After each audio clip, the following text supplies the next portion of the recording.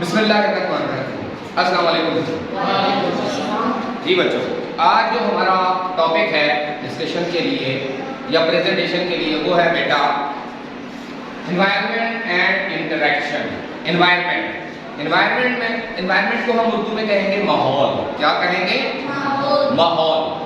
माहौल से क्या मुराद है? माहौल से मुराद बेटा ये है कि कोई जानदार जहाँ रहता है, जहाँ पे वो है, उसके इर्द गिर्द जो भी चीजें हैं वो उसका माहौल है, वो उसका माहौल है।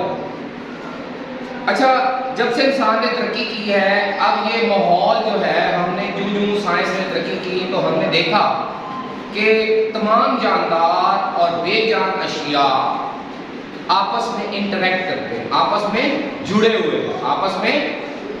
हुए हैं। कोई भी चीज आइसोलेशन में नहीं रहती। हमारा आपस में एक दूसरे के साथ ताल्लुक है, हम एक दूसरे के साथ इंटरेक्ट करते हैं। ठीक है बेटा। अब अगर हम गौर से एनवायरनमेंट को देखें तो एनवायरनमेंट का एक और नाम भी है, साइंटिफिक एनवायरनमेंट का एक और नाम भी है, जिसको कहते हैं बेटा इकोसिस्टम्स। क्या कहते हैं? इकोसिस्टम। इधर मेरी तरफ तवज्जो दें।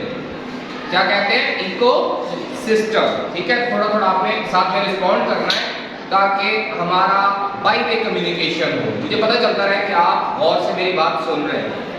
जी, तो हम उसे क्या कहते हैं? एनवायरनमेंट को साइंटिफिकली हम कह सकते हैं इकोसिस्टम। इकोसिस्टम बेटा दो चीजों, इसके दो अज्जा हम कह सकते हैं। हमारे इकोसिस्टम के कितने पार्ट्स हो सकते हैं? कितने कंपोनेंट्स हो सकते हैं? दो। अगर हम अपने इर्द गिर्द चीजों को देखें कि हमारे इर्द गिर्द क्या चीजें हैं, तो अगर आप गौर से देखें तो हमारे इर्द गिर्द क्या है? हमारे जिस्म पे जरासीम हो सकते हैं, माइक्रो ऑर्गेनिज्म, हमारे माहौल में माइक्रो ऑर्गेनिज्म हो सकते हैं। इसके अलावा अगर हम बाहर देखें तो हमारे एनवायरनमेंट में पौधे भी हैं, है ना? हमारे एनवायरनमेंट में पौधे। इसके अलावा अगर हम देखें तो हमारे एनवायरनमेंट में हमारे इर्द गिर्द दूसरे जानवर भी हैं। ठीक है बेटा। सो ये जो चीजें जितनी भी मैंने गिनवाई हैं, ये सब लिविंग थिंग्स हैं। ये सब क्या है?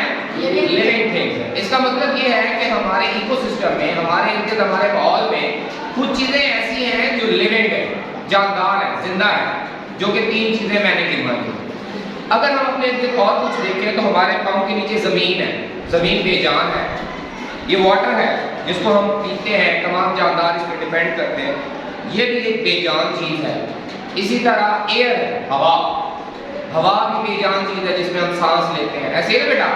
सो हम कह सकते हैं कि हमारा जो इकोसिस्टम है, हमारा जो एनवायरनमेंट है, उसमें दो तरह की चीजें हैं, लिविंग एंड नॉन लिविंग। इसीलिए हम कहते हैं कि इकोसिस्टम जो है वो दो चीजों से मिलकर बना है, biotic components and abiotic components. तो हम कह सकते हैं कि इकोसिस्टम एक ऐसा सिस्टम है जो बायोटिक और एबायोटिक कंपोनेंट के इंटरेक्शन से वजूद में आता है। किससे वजूद में आता है? इंटरेक्शन। अब हमने ये तो सीख लिया कि हमारा माहौल या हमारा इकोसिस्टम दो कंपोनेंट्स के बाहमी मिलाप से पैदा होता है, और वो है living and non living. Living and non living यानी जिंदा चीजें और बेजान चीजें, जिंदा चीजें और बेजान चीजें। ठीक है बेटा। अच्छा, हमने देखा है कि लिविंग थिंग्स में माइक्रो ऑर्गेनिज्म, प्लांट्स और एनिमल्स हैं। अगर हम नॉन लिविंग थिंग्स को देखें तो लैंड है, वाटर है, एयर है, लाइट है, टेम्परेचर है, और भी बहुत सारी चीजें, वेदर है। ठीक है ना बेटा। इसके अलावा चांद है, चांद भी हमसे इंटरेक्ट करता है, हमारे पानी के अंदर लहरें पैदा करता है। अब इंटरेक्शन क्या है? क्योंकि दो वर्ड्स हैं आज के हमारे टॉपिक के, एनवायरनमेंट एंड इंटरेक्शन। इंटरेक्शन बेटा ये है कि कोई भी चीज जो है वो किसी से या तो असरात को लेती है, या उससे मुतासर होती है, या उसको मुतासर करती है।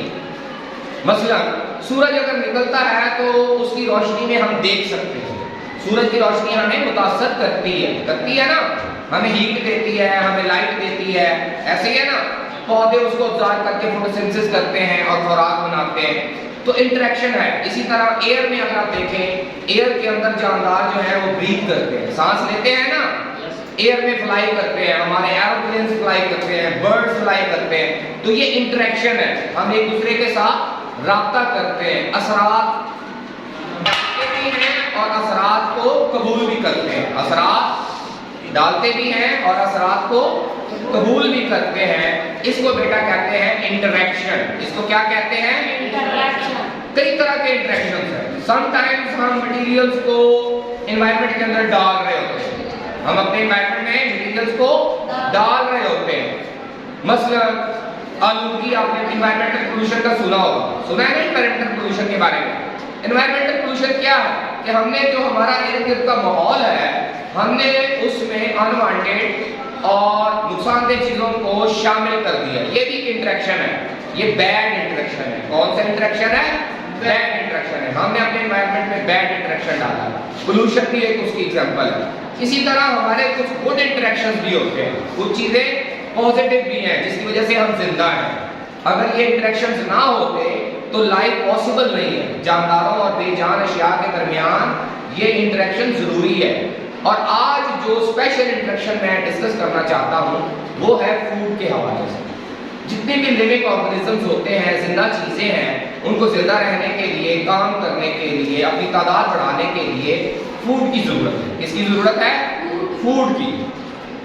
तो अगर हम इन तीनों तरह के जानदार को देखें, माइक्रो ऑर्गेनिज्म, प्लांट्स और एनिमल्स, ये जानदार की आपस में इंटरेक्ट करते हैं। हमने एक ये बात डिस्कस की है ना कि जानदार चीजें बेजान चीजों से इंटरेक्ट करती हैं। हम जानदार चीजें भी एक दूसरे से इंटरेक्ट करते हैं। हम जानदार भी एक दूसरे से इंटरेक्ट करते हैं और एक दूसरे पे डिपेंड करते हैं। कोई भी चीज आइसोलेशन में नहीं रह सकती। हर चीज का, अगर बाहर एक चींटी घूम रही है, उसका भी हमारी जिंदगियों में असर है।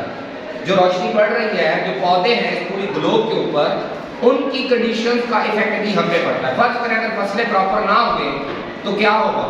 हमारी खुराक की कमी होगी। ऐसी है ना, हमारी जिंदगी इन पे डिपेंड करती है, हम एक दूसरे से डिपेंड करते हैं। और इसी तरह अगर हम खुराक के लिहाज से देखें कि हम कैसे एक दूसरे से डिपेंड करते हैं, या एनवायरनमेंट के अंदर खुराक के लिहाज से हम जानदारों को कितने ग्रुप में तकसीम कर सकते हैं। बेटा, ग़िज़ा को हासिल करने के लिए या ग़िज़ा के हवाले से अगर हम जानदारों को तकसीम करना चाहें, इन तीन तरह के जानदारों को, तो ग़िज़ा के इंटरेक्शन के हवाले से हम इन तमाम जानदारों को तीन डिफरेंट मजीद ग्रुप में तकसीम कर सकते हैं, 3 टाइप्स में तकसीम कर सकते हैं। उनको हम देखते हैं, क्योंकि इस एनवायरनमेंट के अंदर कुछ जानदार ऐसे हैं जो खुराक को खुद पैदा करते हैं, अपनी खुराक को खुद पैदा करते हैं। कुछ ऐसे हैं जो अपनी खुराक को खुद पैदा नहीं कर पाते, अपनी खुराक को खुद पैदा नहीं कर पाते, बल्कि वो दूसरे जानदारों की बनाई हुई खुराक को इस्तेमाल करते हैं या दूसरे जानदारों को बतौर ग़िज़ा इस्तेमाल करते हैं। ठीक है बेटा। और तीसरे तरह के जानदार ऐसे हैं जो कि डेड ऑर्गेनिज्म को खाकर खुराक हासिल करते हैं। डेड ऑर्गेनिज्म, जानदार मर जाते हैं ना, जो उनके पार्ट्स, उनको कंज्यूम करके उनको बतौर ग़िज़ा इस्तेमाल करते हैं। तो हम देखते हैं कि हम किस तरह इनको 3 ग्रुप में तकसीम कर सकते हैं। बेटा, अगर हम देखें एनवायरनमेंट के हवाले से, फूड के हवाले से, लिविंग थिंग्स के अंदर 3 तरह के ऑर्गेनिजम्स पाए जाते हैं। उनके मैं नाम बता देता हूँ। सबसे पहले है प्रोड्यूसर। जैसे कि मैंने बताया कि वो जानदार जो अपनी खुराक खुद पैदा करते हैं, अपनी ऐसे जानदार जो किसी दूसरे जानदार पे खुराक के लिहाज से डिपेंड नहीं करते, बल्कि अपनी खुराक खुद बनाते हैं, ऐसे जानदारों को क्या कहते हैं? प्रोड्यूसर। प्रोड्यूसर क्या कहते हैं? प्रोड्यूसर। और ये कौन से जानदार हैं भला? ये बेटा सब्ज रंग के पौधे हैं। ये क्या है? सब्ज रंग के पौधे। क्योंकि सब्ज रंग के पौधे जो हैं वो सूरज की रोशनी जो है उनका क्लोरोफिल उसको जज़ब करता है और उस एनर्जी को इस्तेमाल करके वो फूड पैदा करता है और उस फूड को वो खुद इस्तेमाल करता है। ठीक है बेटा। इस अमल को कहते हैं फोटोसिंथेसिस। क्या कहते हैं? Photosynthesis. So all green plants in the environment are producers. They are producers, क्योंकि वो अपनी खुराक खुद बनाते हैं। तो इसमें क्या आएगा इनका जवाब? Green plants. क्या है? ग्रीन प्लांट जो है, चाहे वो पानी के अंदर है चाहे लैंड पे है, वो तमाम के तमाम प्रोड्यूसर्स हैं। हमारे एनवायरनमेंट में, हमारे इकोसिस्टम में वो क्या कहलाएंगे? खुराक के लिहाज से प्रोड्यूसर। ठीक है बेटा। अब दूसरे तरह के जो जानदार हैं वो है एनिमल। वो क्या है? एनिमल। क्योंकि एनिमल जो है वो फोटोसिंथेसिस नहीं करते, इनमें क्लोरोफिल भी नहीं होता, ये फोटोसिंथेसिस नहीं करते, इसलिए ये अपनी खुराक एक्सटर्नल सोर्स से इस्तेमाल करते हैं, बाहर से, दूसरे जानदारों से हासिल करते हैं। ठीक है बेटा। जैसे जो कुछ जानदार ऐसे हैं जो सिर्फ पौधे खाते हैं, जैसे बकरी है, गाय है, हिरन है ना, ऐसे जो सिर्फ प्लांट्स को खाते हैं। कुछ जानदार ऐसे हैं जो कि दूसरे जानवरों को खाते हैं, जैसे चीता, शेर, ठीक है, और लेपर्ड, ठीक है, टाइगर, ये गोश्त खाते हैं, यानी दूसरे एनिमल्स को खाते हैं। कुछ ऐसे हैं जो एनिमल्स को भी खाते हैं और प्लांट्स को भी खाते हैं। समझ आ रही है बेटा? ऐसे जानदार जो अपनी खुराक खुद नहीं पैदा करते बल्कि दूसरे जानदार को इस्तेमाल करते हैं, उनको कहते हैं कंज्यूमर्स। उनको क्या कहते हैं? कंज्यूमर्स, यानी इस्तेमाल करने वाले, दूसरे चीजों से खुराक हासिल करने वाले, उनको कहते हैं कंज्यूमर्स। कंज्यूमर, और कंज्यूमर्स में क्या आते हैं? All animals. क्या आते हैं? All animals. ऑल एनिमल जो है वो अपनी खुराक खुद नहीं बनाते बल्कि वो पौधों से या दूसरे जानवरों को खाकर अपनी बतौर खुराक इस्तेमाल करते हैं। ठीक है बेटा? अब है थर्ड वन।